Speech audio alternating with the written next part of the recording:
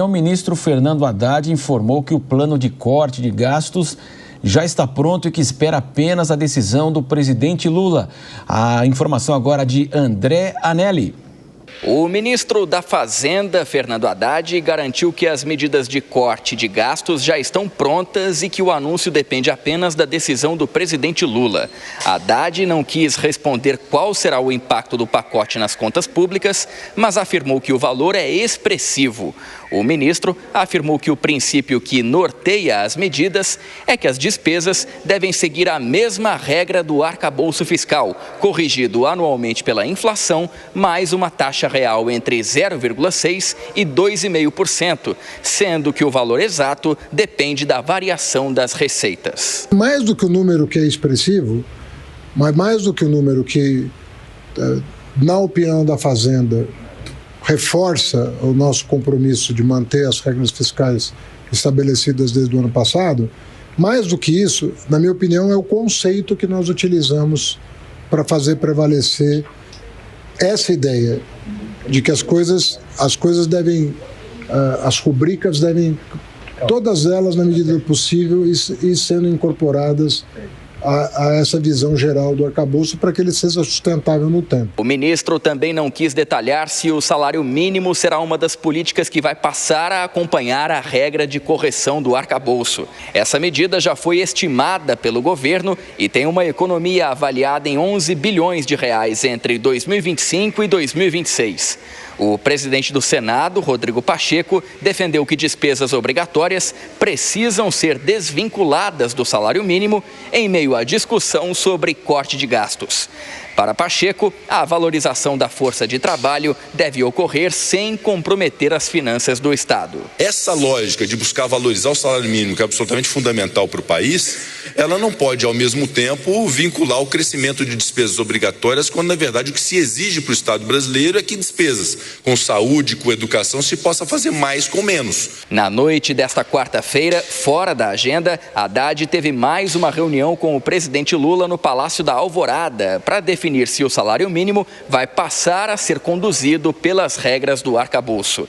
Diante das indefinições que continuam, o ministro da Fazenda afirmou não ter certeza sobre o anúncio do corte de gastos ainda nesta semana. Eu acredito, hoje ainda nós temos uma reunião com o presidente, mas eu não sei se há tempo hábil, né? Se o presidente autorizar, anunciamos, mas o mais importante assim que ele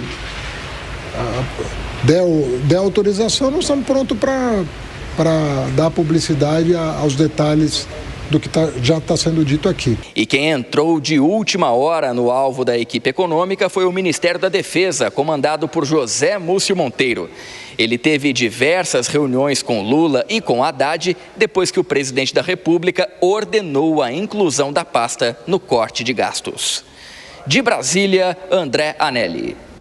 Um dos grandes problemas das contas públicas, da insustentabilidade das contas públicas, é que algumas despesas não entram na regra do arcabouço fiscal. O que diz o arcabouço fiscal? No máximo, a despesa poderá crescer a inflação acrescida de 2,5%. Então, por exemplo, se a inflação for de 5%, mais 2,5%, no máximo ali aproximadamente 7,5%. Acontece que alguns benefícios sociais, como o BPC, como o abono salarial, seguro-desemprego e os próprios benefícios previdenciários, eles seguem uma outra regra. Eles seguem a regra do salário mínimo. E aí o salário mínimo, ele é a variação da inflação mais a variação do PIB de 2 anos antes. Então, isso pode significar um aumento maior do que o teto do arcabouço fiscal, puxando essas despesas para cima.